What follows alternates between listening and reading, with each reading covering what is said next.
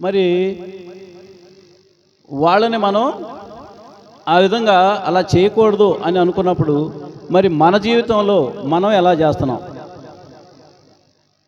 అటువంటి సందర్భాలు మన జీవితంలో జరుగుతూ ఉన్నప్పుడు మనం కూడా దేవుడు ఇది వద్దన్నాడు కదా, దీన్ని చేయకూడదు, దేవుడు ఈ పని చేయమన్నాడు కదా, ఇది చేయాలి అనేటువంటి ఆలోచన మనం ఎందుకు చేయం?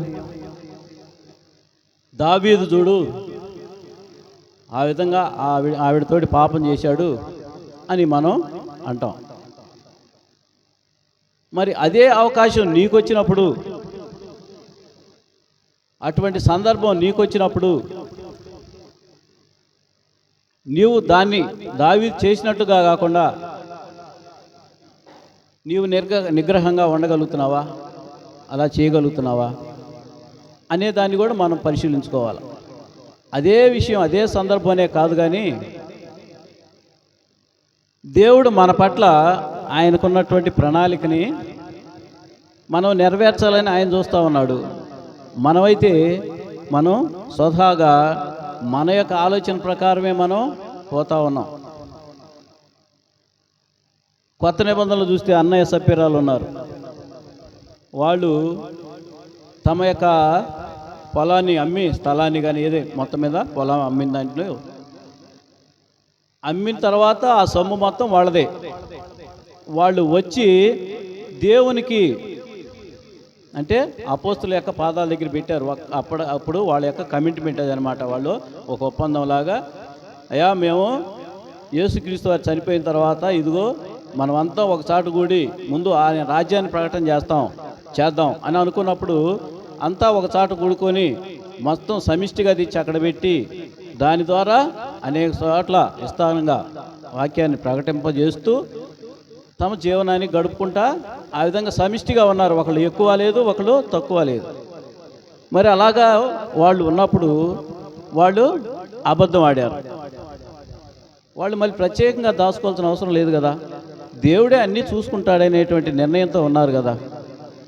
మరి వాళ్ళు దాన్ని ఎందుకు తప్పారు? అలా చేయకూడదు కదా అని మనం అనుకుంటాం. మరి మనం ఎలా చేస్తున్నాం? మన జీవితాల్లో మన నిర్ణయాలు, మనం ఎటువంటి నిర్ణయాలు చేస్తూ ఉన్నాం? దేవునికి విధేయులుగా ఉండి, అదే సమస్తం ఆయన మనకిచ్చాడు కాబట్టి మనం ఆయనకు లోబడి ఉండాలి, ఆయన వాక్యానికే ప్రాముఖ్యత ఇవ్వాలి అనేటువంటి ఆలోచనలో మనం ఉన్నామా? కాబట్టి ఇటువంటివి మనం నెరవేర్చకపోవటం వల్ల మరి ఈ సమస్యలు వస్తున్నాయేమో మన జీవితంలో, ఇలాంటి పోరాటాలు జరుగుతున్నాయేమో అని మనం అనుకోవచ్చు కదా. సరే, అలాగనుకుంటే మరి నీతిగా నిజాయితీగా మంచిగా ఉన్న వాళ్ళ యొక్క జీవితాల్లో కూడా మరి వాళ్ళకి ఆపదలు వస్తున్నాయి కదా, మరి వాళ్ళకెందుకు వస్తున్నాయి అని మనం ప్రశ్నించుకోవచ్చు. దేవుడు కొంతమందిని వాడుకొని వారి ద్వారా వాళ్ళకి శ్రమలు కలిగించడం ద్వారా ఇతరులకు ఆదర్శంగా నిలపటానికి కూడా కొన్ని శ్రమలు వాళ్ళకి అనుమతిస్తాడు. అయితే అనుభవించేటువంటి వాళ్ళు దాని గురించి దూషణకు దిగరు. దేవుడు మేము ఇంత నీతిగా ఉన్నాం, ఇంత బలంగా ఉన్నాం, ఇంత నిష్టగా ఉన్నాం కాబట్టి మాకు దేవుడు ఎందుకు ఈ ఆపదలు కలిగేశాడు? వాడు చూడు బుద్ధిహీనుడు, వాడు విశ్వాసం లేనివాడు, వాడు బాప్తిస్మం తీసుకోలేదు, వాడు దేవుని సన్నిధికి సరిగా రాడు, వాడు తాగుబోతూ తిరుగుబోతూ, అలాంటి వాడికి మేళ్ళు జరుగుతూ ఉన్నాయి, మరి నాకెందుకు ఇలా అని అనుకునేటువంటి వ్యక్తులకి అటువంటి సమస్యలు రావు. అలాగా అనుకునేటువంటి వాడు నిజమైనటువంటి విశ్వాసి కాదు. ఎందుకంటే మరి జక్రాయ ఎలిజబెత్లు మనం గమనించాం కదా, వాళ్ళకి ఎంతో కాలం నుంచి పిల్లలు లేరు. వాళ్ళు యాజకులు, దేవుని సన్నిధిలో ఉండి దేవునితో డైరెక్ట్గా మాట్లాడేటువంటి వాళ్ళు. మరి వాళ్ళు ఎప్పుడు అడిగొండరా, అయ్యా నలుగురిలో మాకు అవమానంగా ఉంది, నా భార్య నన్ను ఈ విధంగా మరి దేవుణ్ణి అడుగు నువ్వు అంటుంది, మరి పిల్లలు లేకపోవటం ఎంత అవమానం అని అడిగి ఉండదా? ఈయన కూడా ఆయనకి మొరపెట్టి ఉండడా? కానీ సమస్తాన్ని గ్రహించేటువంటి దేవుడు మాత్రం వారికి ఏ సమయంలో ఏ విధంగా అనుగ్రహించాలో దానికి ఆయన ఇచ్చేటువంటి బహుమతి ఎంత బలంగా, ఎంత రెట్టింపుగా, ఎంత ఆశీర్వాదంగా, ఒక ప్రత్యేకంగా గుర్తించుకునే విధంగా ఉంటుందో అటువంటి బహుమతులు దేవుడు వారికి ఇచ్చాడు. అటువంటి స్త్రీలు కన్న వాళ్ళు అటువంటి గొప్పవాడు లేడు అని చెప్పేసి చెప్పడం జరిగింది బాప్తిస్మా యోహాను గురించి. అందుకని మనం దేవుణ్ణి చెప్పినటువంటి మాటలు ఇక్కడ మనం సౌలు గురించి అనుకుంటున్నాం కదా, అక్కడి నుంచి నీవేమీ తెచ్చుకోవద్దు, వాళ్ళ మొత్తం నాశనం, వాళ్ళు మనకి వ్యతిరేకంగా ఉన్నారు. చూడండి మళ్ళీ ఒకసారి,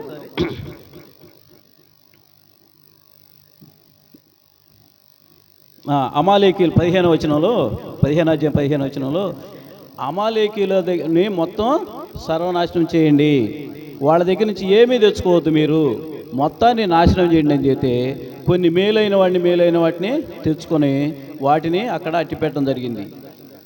పైగా ఏమంటున్నాడు? నేను దేవుడు చెప్పినటువంటి మాటనే బ్రహ్మాండంగా ఆచరించాను. 13వ వచనంలో, తర్వాత అతడు సౌలు వద్దకు రాగా సౌలు, యెహోవా వలన నీకు ఆశీర్వాదం కలుగునుగాక, యెహోవా ఆజ్ఞను నేను నెరవేర్చితిని అని అంటాడు. ఇది యెహోవా ఆజ్ఞ ఏమని ఇచ్చాడు? మొత్తాన్ని సమూల నాశనం చేయమన్నాడు, ఏది తీసుకోవద్దు అన్నాడు.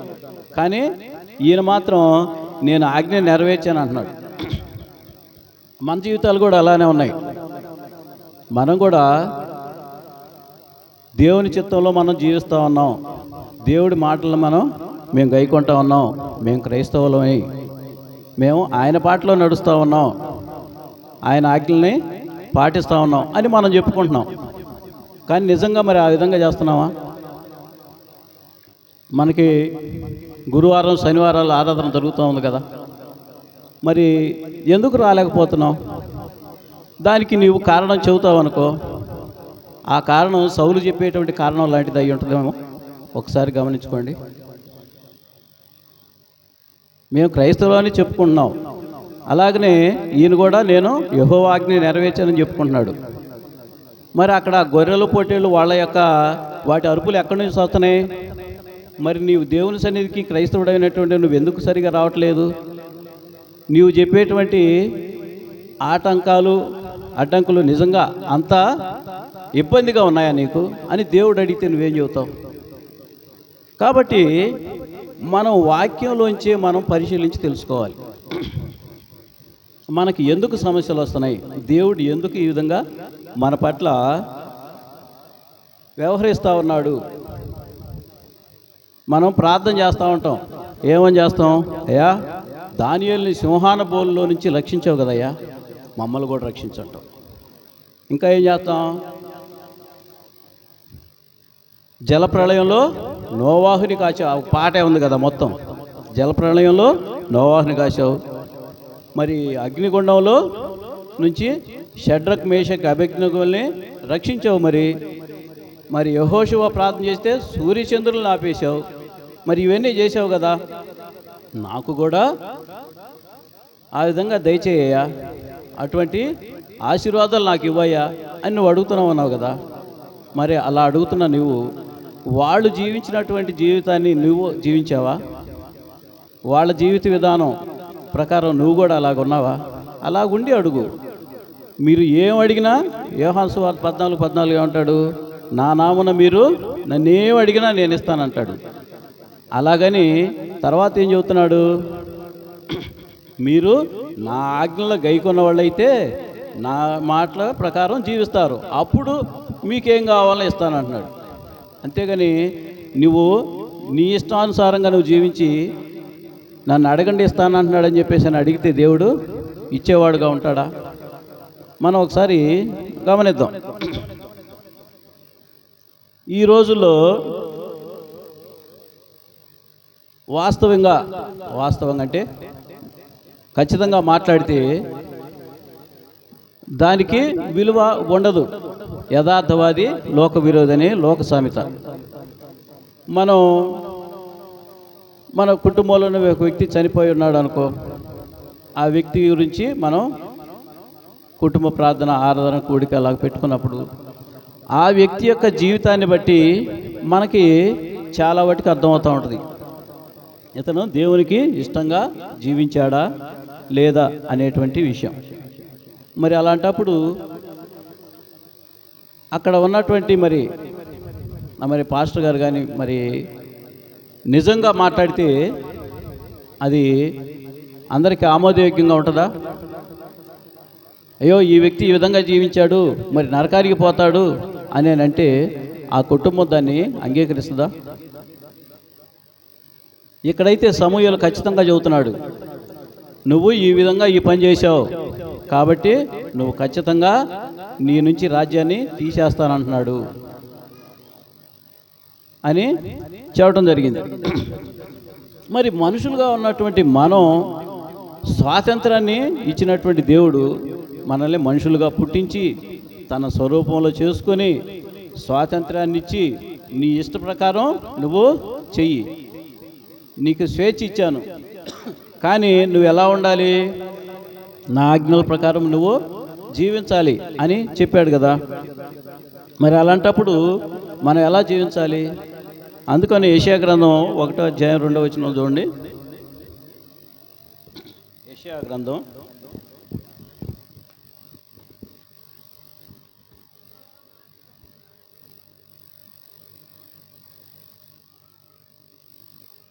చెప్పమ్మా. యెహోవా మాట్లాడుచున్నాడు, ఆకాశమా ఆలకించు, భూమి చెవియొగ్గు, నేను పిల్లలను పెంచి గొప్పవాళ్ళగా చేశాను,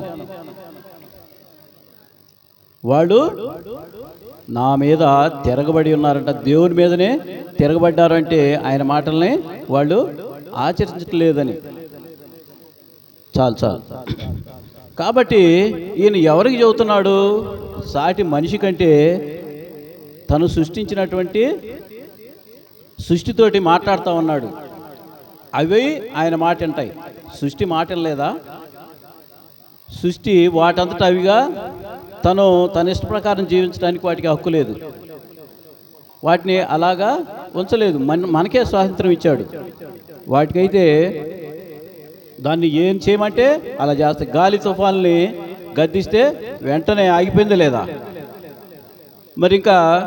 మరి నీళ్ళని 2 పాయలుగా చేశారా లేదా? మరి ఇటువంటి అద్భుతాలు ఎన్ని! జంతువులు కూడా ఆయన మాటలు విన్నాయి కదా. మన బైబిల్లో ఇవన్నీ విషయాలు చదువుకున్నాం. గాడిద మాట్లాడింది, గాడిదకి స్వరం ఇచ్చాడు, అది బిలాముకు బుద్ధి చెప్పింది. మరి చేప, ఈ విధంగా అనేకమైనటువంటి సృష్టి మొత్తం ఆయన మాట ఉంది, కానీ మనుషులు మాత్రం వింటలా. సృష్టి మొత్తం ఆయన మాట వింటా ఉంది. ఎందుకని?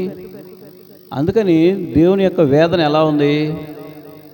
ఆకాశం భూమి వీటితో చెబుతూ ఉన్నాడు. మరి భూమి కూడా తన మాటని విని తనకు లోబడి 2గా చీలిపోయి అందులోకి అవిధేయులైన వాళ్ళని తీసుకొని వెళ్ళిపోయింది. ఎవరిని? కోరాహు కుటుంబాన్ని కదా. కాబట్టి మనం దేవునికి ఇష్టంగా జీవించేటువంటి జీవితాలు మనకుంటే దేవుడు మనకి ఎన్నో మేలు చేసేటువంటి వాళ్ళుగా మనకు ఆయన ఉంటాడు. అలా కానప్పుడు మనం ఈ లోకంలో ఆయన యొక్క ఆశీర్వాదాలను పొందుకునే పరిస్థితి ఉండదు. మనం ఎదిగే కొంది, రోజు గడిచే కొంది, దినం గడిచే కొంది, సంవత్సరం గడిచే కొంది మన విశ్వాసంలో ఎదగకుండా ఉంటే దానివల్ల ఏమైనా ఉపయోగం ఉందా? ప్రారంభంలో ఎంతో గొప్పగా ఉన్నటువంటి మనం ఉండే కొంది దేవుని సన్నిధికి దూరం అవుతూ ఉంటే అది ఎదుగుదల అంటామా మనం? మిమ్మల్ని మీరు ప్రశ్న చేసుకోండి, మనల్ని మనం ప్రశ్నించుకుందాం. నన్ను నేను ప్రశ్నించుకోవాలి. నేను ఇంతకాలం నుంచి దేవుని సన్నిధికి వస్తూ ఉన్నాను, నాలో ఎదుగుదల ఏంటి? నాలో మార్పు ఏంటి? దేవుడు కోరుకున్నటువంటి మార్పు నాలో ఉన్నదా లేదా అనేది నేను చూసుకోవాలి. అలా చూసుకున్నప్పుడే నిన్ను నువ్వే పరీక్షించుకో అంటాడు యాకోబు పత్రికలో. నువ్వు నిజమైన విశ్వాసంగా ఉన్నావో లేదో నిన్ను నువ్వే పరిశీలించుకో. దాన్ని బట్టి నీకు అర్థమైపోతూ ఉంటుంది. దాన్ని బట్టి మరి దేవుని సన్నిధిని మనం ఎంతగా అనుభవిస్తున్నామో మనకు అర్థమవుతూ ఉంటుంది. నేను మొన్న ఒంగోలు వెళ్ళినప్పుడు అక్కడ చర్చిలో అందరు నిలబడి ఆరాధన చేయమన్నప్పుడు ఒక వ్యక్తి పక్కన నుంచొని ఉన్నాడు. ఇంకా మేము ఆరాధన చేస్తూ ఉన్నాం, నేను ఆరాధన చేస్తూ ఉన్నాను పెద్దగా. మరి చప్పట్లు కొట్టండి అన్నప్పుడు చప్పట్లు కొడతా ఉన్నాను. పక్కనున్న వ్యక్తి మాత్రం కామ్గా ఉన్నాడు. ఆయన ఒక 70 సంవత్సరాలు ఉంటాయి. నేను ఆయనతో అందాం అనుకున్నా, ఏమండి కొద్దిగా చప్పట్లు కొట్టండి అని చెప్పేసి అందాం అనుకున్నా కానీ మాట్లాడలేదు. తరువాత అక్కడ ఉన్నటువంటి సంఘ కాపరి ఆయన్ని ఒక పేరుతోటి పిలిచాడు. పలానా ఎడ్వర్డ్ గారు వచ్చి మరి వేదిక మీద రావాలి అని. అప్పుడు నా పక్కనున్న అతను వెళ్తా ఉన్నాడు. అంటే గొప్ప వ్యక్తులు అయినటువంటి వాళ్ళు చప్పట్లు కొట్టరా? ఆరాధించరా? ఆరాధిస్తే అది చిన్నతనమా? నాకు భలే ఆశ్చర్యం వేసింది. నీవు ఎదిగే కొద్దీ ఒదిగొండాలి. దేవుణ్ణి ఆరాధించడానికి నేనేంటి ఆరాధించేది, నేను ఎప్పుడో ఆరాధించాను అయిపోయింది, నేను సీరియల్ అయిపోయాను అనుకుంటావా? మళ్ళీ అక్కడ సంఘంలో ఆ కాపరి మమ్మల్ని పిలిచాడు, మా ఇద్దరిని, నిర్మలాని మమ్మల్ని. మరి ఎవరు చెప్పారో వాళ్ళకి, ఇదిగో వీళ్ళు ఎక్కడంట, మామిడిపాలెం అంట, వీళ్ళకి సొంత ఇల్లు ఉంది, వీళ్ళు పలానా సంఘానికి వెళ్ళేవాళ్ళని చెబుతున్నాడు ఆయన. నాకు అర్థం కాల. మాది ఈ ఊరు కాదండి అని నేను చెబుతానే ఉన్నా. వీళ్ళకి సొంత ఇల్లు ఉందంటే సంఘానికి వచ్చేటువంటి విశ్వాసులు బలమైనటువంటి వాళ్ళు, సొంత ఇల్లు ఉన్నవాళ్ళు, ఉద్యోగస్తులు అయి ఉంటే కాస్త డబ్బులు వస్తాయి అనే ఆశ. అది ఎందుకు అలాగా? విశ్వాసులు ఏమైనా అంటే వాళ్ళని ఇష్టం లేని మాటలు ఏదైనా పలిగితే వాళ్ళు సంఘానికి రారేమో అని భయపడేటువంటి వాళ్ళు కూడా ఉన్నారు. అలాంటి విశ్వాసులు దేవుడికి అవసరమా? సంఘానికి అవసరమే కానీ ఈ లోకరీతిగా దేవుడికి అవసరం లేదు కదా. కాబట్టి దేవుడు మనల్ని పరిశీలిస్తూ ఉన్నాడు. అందుకనే ఆయన చెబుతున్నాడంటే కీర్తనలో 135 చూడండి, ముగిస్తాను. కీర్తనల గ్రంథం 135 5వ వచనం.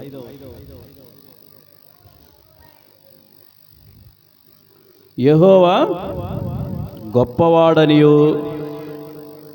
మన ప్రభువు సమస్త దేవతల కంటే గొప్పవాడనియు నేరెరుగుదును. మరి నీకు తెలుసా? నువ్వు చదివావు కదా. ఎవరికి వాళ్ళే అనుకోండి, ఎవరికి వాళ్ళే ఈ వాక్యాన్ని మీరు అనుకోండి. ఏమనుకుంటారు? మీరే మాట్లాడుతున్నారు ఈ మాట. యెహోవా గొప్పవాడనియు మన ప్రభువు సమస్త దేవతల కంటే గొప్పవాడనియు నేను ఎరుగుదును. ప్రతి వాళ్ళు నేను ఎరుగుదును అని నువ్వు ఎప్పుడైతే చెప్పగలుగుతావో నువ్వు తప్పకుండా ఆయన మాట నువ్వు పాటిస్తావు. ఆయన చిత్తానికి అనుగుణంగా నువ్వు జీవిస్తావు. నీ జీవితాన్ని తీర్చిదిద్దుకుంటావు, సరి చేసుకుంటావు. లేకపోతే సరి అయ్యేటువంటి పరిస్థితి ఉండదు. అందుకనే ఏం చెబుతున్నానంటే 136 అధ్యాయం మొత్తం, ఏది కీర్తనలోనే 136 అధ్యాయం మొత్తం ఏమన్నది? ఆయన కృప నిరంతరం ఉండును, దేవునికి కృతజ్ఞతాస్తుతులు చెల్లించండి. చూడండి, ఇక వరుసగా చూడండి, అధ్యాయం మొత్తం చూసుకుంటూ పోతే ఆయన ఏమేం చేశాడు, ఏ విధంగా ఆయన కృపను కుమ్మరించాడు, ఆయన కృప ఎలాగా నిరంతరం ఉంటుంది, ఆయన్ని స్తుతించండి. కాబట్టి ఆయన కృప నీ జీవితాల్లో ఎన్ని మేలు చేస్తున్నాడు, ఎన్ని చేస్తున్నాడు. నువ్వు దేవునికి లోబడకపోయినా కానీ నీకు ఎన్ని విధాలుగా నిన్ను ఆదుకుంటున్నాడు. అయినా కానీ నీవు ఆయనకు కృతజ్ఞతాస్తుతులు ఎందుకు చెల్లించలేదు? దాన్ని బట్టి దేవుడు మీ యొక్క మనసులను మార్చుకోండి. ఇక్కడ సౌలుని ఏ విధంగా అయితే పాత నిబంధన కాలంలో అయితే ఆయన మాట వినకపోతే చంపేస్తున్నాడు. ప్రతి ఇశ్రాయేలీయులు ప్రతి ఒక్కరు కూడా ప్రతి సంవత్సరానికి ఒకసారి ఎందులో పాల్గొనాలి? వాళ్ళకి ఒక నియమం అన్నమాట. పస్కా పండుగలో తప్పకుండా పాల్గొనాలి. అలాగా లేకపోతే అతను శిక్షార్హుడు. శిక్ష అంటే బెత్తంతో కొట్టడం కాదు, జైల్లో వేయటం కాదు, ఏకంగా మరణశిక్షే. అయితే మరి అలాంటి శిక్షలు మనకున్నాయా? నువ్వు ఈ సంఘానికి ఆరాధన క్రమం పెట్టుకున్నప్పుడు నువ్వు రాలేదు కాబట్టి నువ్వు తెల్లారి సస్తావన్నావు అనుకో, నేను వస్తాక భయమేగా నాకు, అమ్మో రేపు సత్తాను ఈరోజు రాకపోతే అని ఎన్ని పనులు ఉండగానే పక్కన పెట్టుకొని నేను దేవుని సన్నిధికి వస్తాను. కానీ ఆయన కృప, ఆయన యొక్క కృప, ఆయన కృప మన మీద ఉన్నది కాబట్టి మన యొక్క సజీవు లెక్కలో ఉన్నాం. నిన్ను క్షమిస్తూ ఉన్నాడు, దీర్ఘశాంతం వహిస్తూ ఉన్నాడు. నా బిడ్డ మారతాడు. తప్పిపోయిన కుమారుడు తిరిగి వచ్చేంత వరకు ఏ విధంగా తండ్రి ఎదురు చూశాడో, ఆ కుమారుడు వచ్చిన తర్వాత అతని యొక్క మార్పును చూసి ఆ తండ్రి ఏ విధంగా చేరదీశాడో ఆ విధంగా నిన్ను చేరదీయడానికి ఆయన ఇష్టపడతా ఉన్నాడు. ఇప్పుడైనా మార్పు చెందు. ఇప్పటి వరకు తప్పిపోయి ఉన్నావా నువ్వు? మార్పు చెందు, మార్చుకో. నీవు దేవుని సన్నిధిని నిర్లక్ష్యం చేయమాకు. ఇక్కడికి వచ్చి నువ్వు నేర్చుకో. ఇక్కడ ఉంటేనే నీకు బలం. లోకంలో సాతాన్ని జయించాలంటే నీకు బలం రావాలంటే ఇక్కడికి వచ్చి నేర్చుకోవాలి. నువ్వు ఇక్కడికి వచ్చి బలం పొందుకోవాలి. నీ శరీరానికి ఆహారాన్ని 3 పూట్ల తింటున్నాం కదా, మరి ఆత్మకు ఆహారం వద్దా? కాబట్టి ఆ విధంగా ఆత్మీయ ఆహారాన్ని ఇవ్వటానికి నేనే జీవాహారాన్ని, నేనే మార్గాన్ని, సత్యాన్ని, జీవాహారాన్ని నేనే, జీవజలాన్ని నేనే అని చెబుతున్నటువంటి దేవుణ్ణి మనం ఎందుకు దూరం పెడదాం? కాబట్టి ఆయనకి ఎప్పుడు కూడా కృతజ్ఞతాస్తుతులు మనం చెల్లించే వాళ్ళగా ఉండాలి. కాబట్టి మరి ఈ విధంగా దేవుని యొక్క వాక్యానికి లోబడదాం. సౌలు ఏ విధంగా అయితే వ్యతిరేకంగా చేశాడో అలా కాకుండా మరి ఏ విధంగా అయితే దేవుడు మాట్లాడుతున్నాడు, చెబుతున్నాడో వాటి ప్రకారం మనం జీవిద్దాం. మరి ఇట్టి కృపను పరిశుద్ధాత్మ దేవుడు మనకి సహాయం చేయనుగాక. ఆమేన్. విన్నటువంటి వాక్యాన్ని బట్టి మరి మనం పురుషుల్లో 2 స్త్రీల్లో 2 ఆరాధన చేస్తే ఆరాధన చేయండి, ఆరాధన చేయండి అన్నట్టు వెమ్మటే పోటీగా రావాలి. నేను ముందు చేయాలి అనేటువంటి ఆశ ఎప్పుడైతే వస్తుందో అప్పుడే దేవునికి నువ్వు ఇష్టమైనటువంటి వ్యక్తిగా ఉంటావు. చేయండి, ఆరాధన చేయండి.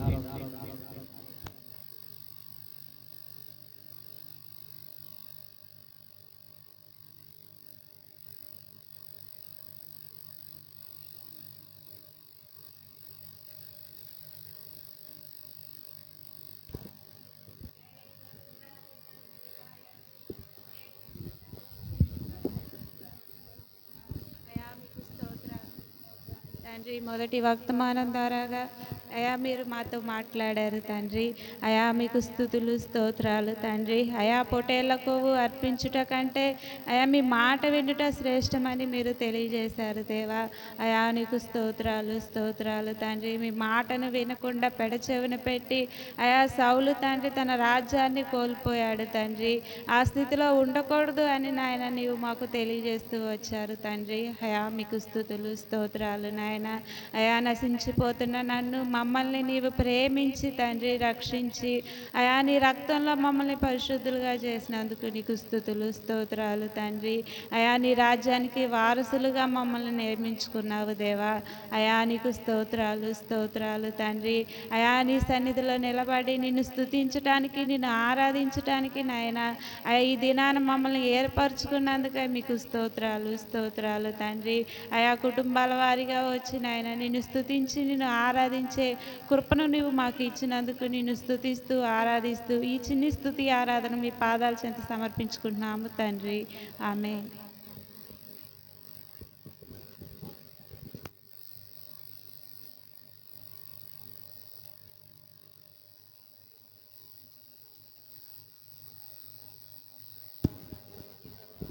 ఆరాధించడానికి అయ్యా మీరు ఇచ్చిన అవకాశాన్ని బట్టి వందనాలు, స్తోత్రాలు ప్రభువా, గొప్ప దేవా.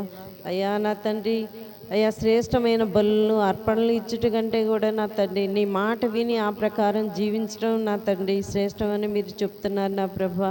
ఆ విధంగా నా ప్రభువా నేను జీవించడానికి నా ప్రభువా సహాయం చేయండి నా తండ్రి.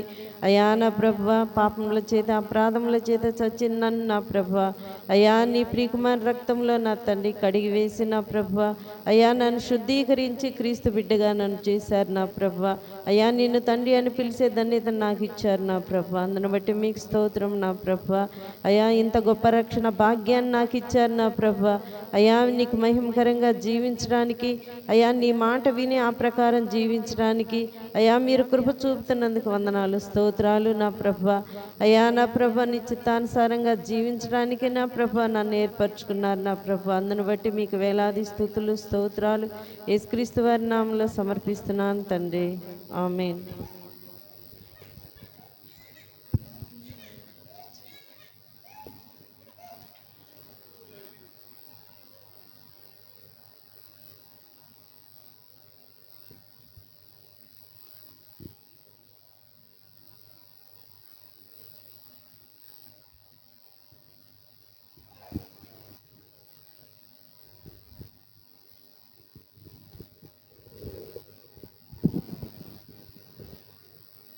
పరిశుద్ధుడా నీకు వందనాలు ప్రభా.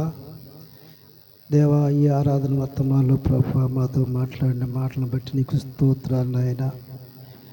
అయా బలి అర్పించుట కంటే మాట వినట శ్రేష్టమని నాయన మీరు తెలియపరిచారు ప్రభా. అయా సౌలు నాయన నీ మాట విన్నట్లుగా ప్రభా సంతోషించాడు, కానీ తను చెప్పింది చెప్పినట్టు చేయకుండా ఉండటం నీ దృష్టికి అంగీకారంగా లేదు ప్రభా. నాయన అలాంటి స్థితిలో మేము ఉండకూడదు ప్రభా. నీ మాటలు మేము వింటున్నాము నాయన, నీ వాక్యాలు ప్రభా ప్రతి దినం నాయన మేము చదువుతున్నాం. కాబట్టి నాయన నీవు మాకు ప్రభా ఏ పని అప్పగించారో, ఎలా జీవించాలని చెప్పారో ప్రభా అదేవిధంగా నాయన మేము జీవించడానికి సహాయం చేయండి ప్రభా. నీ శ్రేష్టమైన మాటలు ప్రభా మా జీవితాల్లో నెరవేర్చినప్పుడు మేము నీకు ఇష్టంగా ఉంటామని చెప్పి వాక్యం సెలవిస్తుంది. కాబట్టి నాయన అయ్యా మా ప్రార్థనల కంటే కూడా ప్రభా మా జీవిత విధానం నాయన నీకు గొప్పగా ఉండాలని మీరు సెలవిస్తున్నారు ప్రభా. నీ ప్రతి మాటను బట్టి ప్రభా నాయన మేము ఆ విధంగా జీవిస్తూ నీకు ఇష్టంగా బ్రతికే విధంగా నీ కృప మాకు దయచేయమని యేసయ్య అతి పరిశుద్ధమైన నామములో అడుగుచున్నాము తండ్రి. ఆమేన్.